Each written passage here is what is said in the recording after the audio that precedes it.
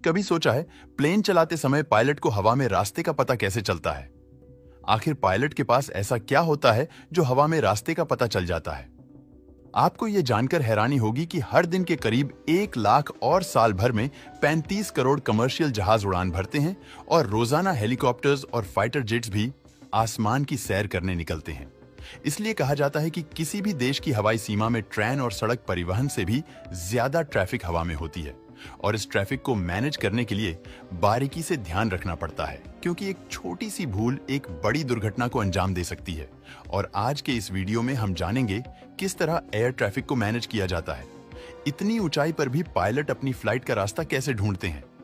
रात के समय में नेविगेशन करना कितना मुश्किल होता है? बादलों के ऊपर उड़ने वाले ये जहाज अपना रास्ता कैसे ढूंढते हैं?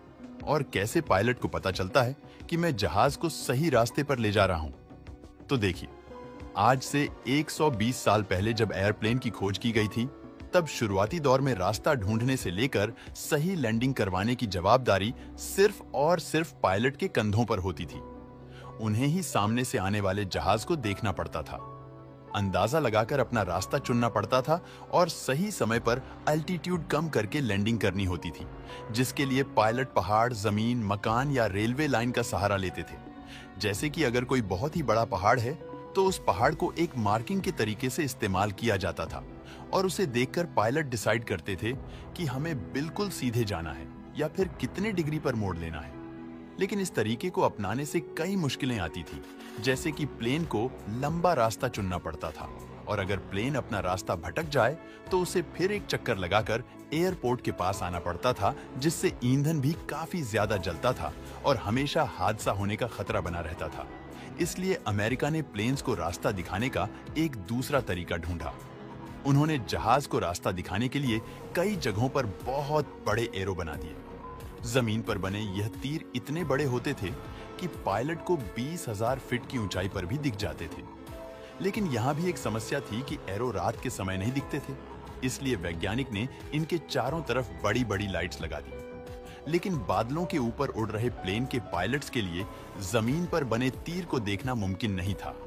ऐसे में वक्त के साथ सिस्टम को अपग्रेड किया गया और रेडियो एंड रडार का इस्तेमाल होने लगा।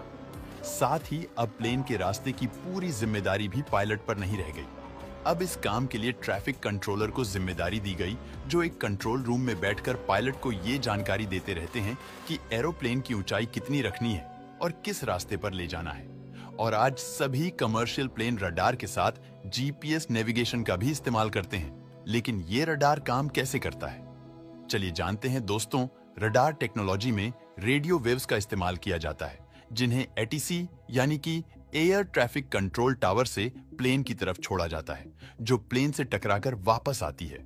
और रेडियो के जाने और उससे टकराकर आने में जितना समय लगता है उसको कैलकुलेट करके उस प्लेन के बारे में पता लगाया जाता है, जिसके लिए इसमें antenna transmission, face lock loop और रिसीवर होता है। इसमें जो ट्रांसमीटर होता है उससे लगातार हर सेकंड रेडियो वेव्स निकलती रहती है, जो प्लेन से टकराकर वापस आती है तो उन्हें रिसीवर कैप्चर कर लेता है और फिर सिस्टम इन वेव्स के जरिए कैलकुलेशन करता है कि प्लेन की सटीक लोकेशन कहां पर है और यह कितनी स्पीड पर है। फिर यह डेटा रडार स्क्रीन पर शो होती है, जिन्हें एयर ट्रैफिक कंट्रोलर मॉनिटर करता रहता है और समय समय पर पायलट को गाइड करता रहता है। वहीं अब रडार के साथ जीपीएस नेविगेशन सिस्टम को भी शामिल किया गया है, जिसके जरिए फ्लाइट में बैठकर ही पायलट अपनी लोकेशन जान सकता है। अब दोस्तों, पायलट लोकेशन से तो पता चल गई, लेकिन प्लेन को कौन सी डायरेक्शन में ले जाना है, वह रूट कैसे तय होता है? तो इसके लिए पायलट जीपीएस नेविगेशन पर निर्भर रहता है। इसमें हर फ्लाइट के लिए पहले ही रोड बनाकर रखा जाता है, जो मोस्टली लैंडमार्क पर डिपेंड करता है, यानी कि जमीन किस प्रकार की है और वहां पर क्या बड़े बड़े पहाड़ है या नहीं, और वहां का मौसम कैसा रहेगा। जैसे दुनिया भर में कई ऐसे इलाके हैं जहां मौसम हमेशा खराब रहता है, वहां से फ्लाइट ले जाना अलाउड नहीं है, जिसे नो फ्लाइट जोन में रखा जाता है, ताकि उनकी सुरक्षा में कोई खतरा ना आए। इस तरह प्रतिबंधित क्षेत्रों को छोड़कर आसमान में जो इलाका बचता है, वहीं से फ्लाइट रूट बनाया जाता है और एक रूट कई फ्लाइट्स द्वारा इस्तेमाल किया जाता है। इसीलिए हर फ्लाइट्स को एक टाइम जोन भी दिया जाता है। आपको यह जानकारी अच्छी लगी हो तो वीडियो को लाइक और शेयर करें।